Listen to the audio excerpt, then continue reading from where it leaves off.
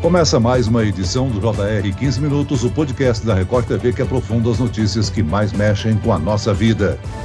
Faltam um pouco mais de 7 meses para as eleições deste ano. O primeiro turno está marcado para o dia 2 de outubro e o segundo, se houver, no dia 30. 5 cargos estarão em disputa: presidente da República, governador, senador, deputados federais e estaduais. Segundo o Tribunal Superior Eleitoral, cerca de 100 mil jovens de 15 a 18 anos solicitaram o título de eleitor nos últimos dias. E para os que estão com pendência, o que fazer? Como transferir o título? A importância do voto. Para esclarecer essas e outras dúvidas, vamos conversar com o Dr. Alberto Rolo, advogado especialista em direito eleitoral. Bem-vindo, doutor. Olá, Celso, muito obrigado, cumprimento você e a Mariana e agradeço o convite da TV Record. Quem nos acompanha nessa entrevista é a repórter da Record TV, Mariana Bispo, que estava de férias, mas já volta contribuindo aqui com o nosso podcast. Mari, geralmente antes das eleições, o TSE divulga algumas resoluções para orientar o público sobre algumas condutas durante o processo eleitoral, não é mesmo? Olá, Celso, muito obrigada pelo convite. Exatamente isso. As resoluções são para sinalizar e disciplinar os candidatos e partidos públicos sobre condutas vedadas e permitidas durante toda a eleição. E tem todo um calendário de planejamento também. Eu já vou aproveitar aqui a oportunidade e perguntar para o doutor Alberto quais foram os ajustes nas resoluções deste ano, doutor. Mariana, os principais ajustes, como acontecem a cada eleição, são relativos à utilização da internet, porque a internet muda praticamente todo dia, toda semana. Então, como nós temos eleições de 2 em 2 anos, as resoluções procuram avançar nesse aprimoramento na utilização da internet, nas ferramentas de internet. Houve também aperfeiçoamento em relação aos processos da Justiça Eleitoral, que agora são todos eletrônicos, como é que os interessados, os candidatos, acessam esses processos e colocam seus documentos, seus vídeos, tudo isso foi aperfeiçoado e é assim que tem que ser a cada eleição. É importante que o brasileiro esteja por dentro de todas as alterações e prazos para resolver suas pendências, E também conhecer essas inovações implantadas. Doutor, como é que fica o calendário eleitoral desse ano? Além das eleições no dia 2, quais são as outras principais datas?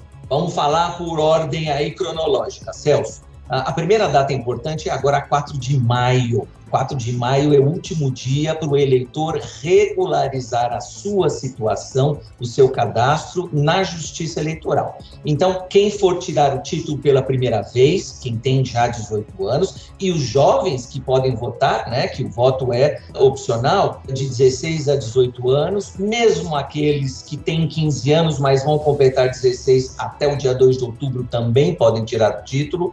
Quem quiser transferir o seu domicílio eleitoral, muitas vezes eu mudei de cidade, ou arrumei um novo emprego e de repente eu quero transferir o meu domicílio eleitoral. Quem está com o título suspenso porque não votou em 3 eleições consecutivas e não regularizou a pendência até agora. Quem precisa de acessibilidade na sessão eleitoral. Então, todos esses eleitores têm até o dia 4 de maio para regularizarem a sua situação. E é importante destacar, Celso, que isso pode ser feito pela internet. Não vamos nem falar de pandemia, que dificultava a presença física, mas agora a Justiça Eleitoral está atendendo todo mundo pela internet. Então, tudo isso que eu falei é possível ser feito pela internet. É só entrar na página do TRE do seu estado, cada estado tem o seu TRE, e o Distrito Federal também, e lá tem todos os caminhos e todas as orientações. Próxima data é importante, o momento das convenções. Convenções vão ser realizadas pelos partidos políticos. A lei exige, é obrigatório, todo mundo tem que fazer, do dia 20 de julho ao dia 5 de agosto. Então, os partidos vão escolher os seus candidatos. Todos aqueles que você mencionou, presidente da República, governador, senador, chapa de deputados federais, chapa de deputados estaduais, tudo isso vai ser escolhido nesse período. Existem alguns termos pouco conhecidos na nossa população. Por exemplo, a desincompatibilização, nome bem grande, É válido para presidente, governadores de estado e prefeitos que pretendem concorrer a outros cargos no ano da eleição? Conta pra gente, doutor Alberto, como que funciona isso na prática e se há um prazo também. Essa também é uma data importante, que é agora, dia 2 de abril, é o último dia para desincompatibilização. Essa regra está na Constituição, exige que quem exerce cargo executivo, presidente, governadores e prefeitos, que querem concorrer a outros cargos, eles têm que renunciar, não é só afastar, tem que renunciar. E o prazo é agora, dia 2 de abril. Mas no caso do presidente, não, né, doutor? Quando esse candidato concorre à reeleição, não. A Constituição fala para concorrer a outros cargos. Vamos imaginar que o presidente quisesse ser candidato a senador ou sei lá o quê, teria que renunciar também. Todos os governadores e todos os prefeitos que querem ser candidatos. Essa renúncia, essa desincompatibilização é para evitar a utilização do cargo que eles exercem e vinham exercendo até agora para a próxima eleição. Tem também a janela partidária, né? Essa regra tem um impacto importante no cenário da política brasileira, mas poucas pessoas sabem disso. Doutor Alberto, quando que os políticos podem mudar de partido sem perder o mandato por infidelidade partidária? Essa janela partidária é uma criação da lei relativamente nova e é justamente o que você disse. Quem é eleito por um partido e deixa esse partido sem maiores explicações pode perder o mandato por infidelidade. Mas o legislador criou uma janela, criou um período de tempo onde essa mudança de partido não vai ser punida com a perda de mandato. E qual é esta janela? 30 dias antes dos 6 meses anteriores à eleição. Eu sei que é difícil, mas vamos trocar em miúdos aí. 6 meses antes da eleição vai dar 2 de abril. 30 dias antes desses 6 meses vai dar 2 de março até 2 de abril. Então nós estamos agora nessa janela partidária, quando somente deputados federais, deputados distritais e deputados estaduais podem mudar de partido, hein, Celso? É bom lembrar, porque eu vi muito vereador aí mudando de partido, vereador só vai ter janela partidária daqui 2 anos. E como que é feito a captação e distribuição de dinheiro do fundo eleitoral? Existe uma diferença entre essa fonte com o fundo partidário? É importante essa pergunta, Mariana, porque é importante o eleitor acompanhar, né, que todos esses recursos são públicos, são originados no orçamento público, ou seja, o mesmo orçamento que tem dinheiro para gastar com saúde, hospitais, educação, escolas, infraestrutura, vai ter que dividir esse bolo todo e colocar lá também dinheiro para os partidos. E aí você pergunta, tem diferença entre fundo partidário e fundo eleitoral? Tem sim. O fundo partidário, ele é distribuído todos os anos, independentemente se tem eleição ou não, e serve para a manutenção do partido. O partido tem uma sede, ele paga aluguel, ou ele comprou essa sede, se teve dinheiro para isso, ele paga os funcionários, ele paga as contas de consumo, água, luz, telefone, internet, todos esses recursos vêm do fundo partidário, que existe todos os anos, não importa se tem eleição ou não. Agora, diferente disso, o fundo eleitoral só existe no ano que tem eleição. Então, também vem do orçamento público, e aí o TSE distribui para cada partido, e esse dinheiro é para ser usado na campanha eleitoral. Então, Mariana, é um dinheiro que o partido vai dar para cada candidato, dinheiro público. Os candidatos vão receber esse dinheiro e é com esse dinheiro que eles têm que fazer a sua própria campanha eleitoral. Doutor, cerca de 100 mil jovens de 15 a 18 anos solicitaram o título de eleitor nos últimos dias, mas ainda assim é um número muito baixo. Em 2018, mais de 1.400.000 pessoas na mesma faixa estavam aptas a votar. O interesse em política é baixo. Seria falta de informação? O jovem acredita que o voto não interfere na vida dele? Eu acho que as duas coisas, e como você trouxe, né, a estatística mostra que esse ano o número está bastante reduzido, mas a gente ainda tem prazo, até 4 de maio. Então eu acho que são as duas coisas, o desinteresse, os jovens veem tanta coisa ruim, tanta fala sobre corrupção, pessoas que agem incorretamente, e aí tem desinteresse, e acham que o meu voto é um voto só e não vai mudar essas coisas que estão aí. Então esse ponto existe, é importante, mas também tem a falta de informação. O jovem, às vezes, não foi ensinado, orientado, que o voto é facultativo entre os 16 e os 18 anos, portanto ele pode tirar o título, com essa idade, e mesmo o jovem que tem 15 anos, desde que ele complete 16 anos até a data da eleição, até o dia 2 de outubro. Pode tirar o título sim e deve tirar. Eu acho que é papel da sociedade, é papel dos mais velhos estimular a participação. Não significa orientar a votar neste ou naquele candidato, mas orientar a participar, orientar a ajudar a decidir o futuro do Brasil. O voto não ser obrigatório para essa faixa etária também é um dos motivos que causam esse desinteresse? E se as escolas encontrassem uma forma de incentivar esses jovens, mostrando para eles a importância do voto, de comparecer mesmo à urna, com certeza esse número seria maior, né?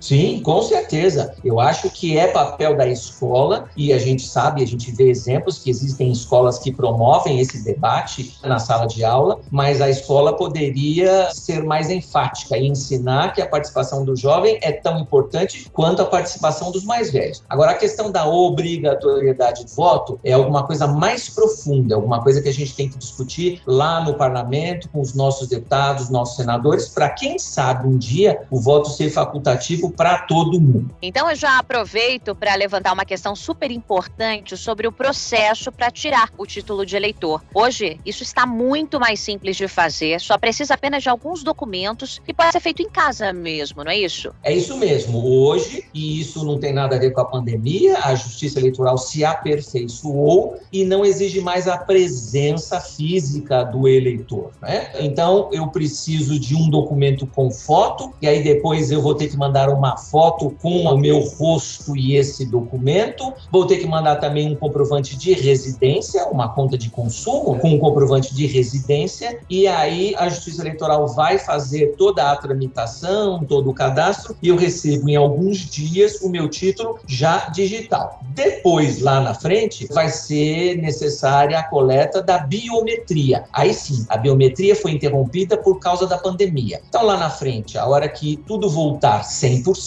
esse eleitor, ainda que já tenha o título e tenha votado, vai ser chamado a comparecer fisicamente no cartório para coletar os dados biométricos, as digitais. Vamos orientar aqueles eleitores que mudaram de cidade. Muitos pretendem votar agora nas eleições de 2022, mas precisam regularizar suas situações. Quais são as regras para a transferência do título? Sempre lembrando que o voto é obrigatório dos 18 até os 70 anos. Então, quem estiver nessa faixa etária, ou vota, porque é obrigado a votar, ou se está fora do seu domicílio, justifica. Mas se eu quero regularizar, já não votei nas últimas eleições e agora eu quero votar, eu tenho prazo até o dia 4 de maio. Entra no site da Justiça Eleitoral do seu estado, TRE do seu estado, e lá tem todos os caminhos para eu pedir a transferência do meu domicílio eleitoral. Eu já tenho meu título registrado, eu vou ter que juntar um outro comprovante de endereço dessa mudança de domicílio. Tudo pela internet. E aí depois a Justiça Eleitoral vai fazer o trâmite e vai me informar, também por e-mail, também pela internet, qual é o meu novo colégio de votação. Eu quero aproveitar para levantar uma questão sobre o processo para tirar o título de eleitor. Hoje isso está mais simples, né? Só precisa apenas de alguns documentos e pode ser feito de casa mesmo. Sim, exatamente. Para votar, todo mundo tem que estar com o seu título em ordem, todo mundo tem que resolver todas as pendências com a Justiça Eleitoral. O que a Justiça Eleitoral fez foi suspender o pagamento da multa por causa da pandemia. Teve gente que ficou com receio de comparecer e tinha todo o direito, né? No momento em que a pandemia estava mais forte, né? Era mais temida. Então a Justiça Eleitoral entendeu que esse eleitor não merecia sofrer punição, tem que pagar multa. Se bem que o valor da multa é bem pequeno, né? Mas deixar esse recolhimento da multa mais para frente, mas precisa desbloquear o título, porque quem não compareceu e quem não justificou, quem não pagou a multa, seu título vai estar bloqueado. Então tem até o dia 4 de maio para regularizar qualquer pendência, esta também. É sempre importante lembrarmos que votar é uma forma direta de exercer a democracia no país. E reforçar também, né, que os eleitores têm até o dia 4 de maio para regularizar suas pendências e ficarem aptos a votar, como o senhor já salientou, né, doutor? É isso mesmo. A democracia é importante em qualquer lugar, em qualquer país do mundo. Participar, decidir, votar, significa que eu estou participando do futuro do Brasil. Não vamos falar só do futuro da minha cidade, do meu estado, vamos falar do futuro do Brasil. Então, a participação é importante. Agora, é importante lembrar que eu tenho o direito de escolher o meu candidato, mas eu tenho que respeitar o outro se o candidato do outro é diferente do meu. Isso é democracia. Quem conquista mais votos, quem consegue consegue, de alguma maneira, atrair maior confiança, maior número de eleitores, ganha a eleição. Mas nem por isso esta pessoa, esse candidato que ganhou, se não for o meu, não merece ser respeitado, merece ser cobrado, merece ser, de alguma maneira, colocado numa situação de mostrar serviço, mas eu tenho que respeitar o outro se o meu candidato não ganhou. Muito bem, nós chegamos ao fim desta edição do 15 Minutos. Eu agradeço a participação e as informações do advogado especialista em direito eleitoral, doutor Alberto Rolo. Obrigado, doutor. Obrigado, Celso. Agradeço mais uma vez, agradeço a Mariana e agradeço a Record pelo convite. E agradeço a presença da repórter da Record TV, Mariana Bispo. Mariana. Obrigada, Celso. Obrigada, doutor Alberto. Obrigada também aos ouvintes e até a próxima.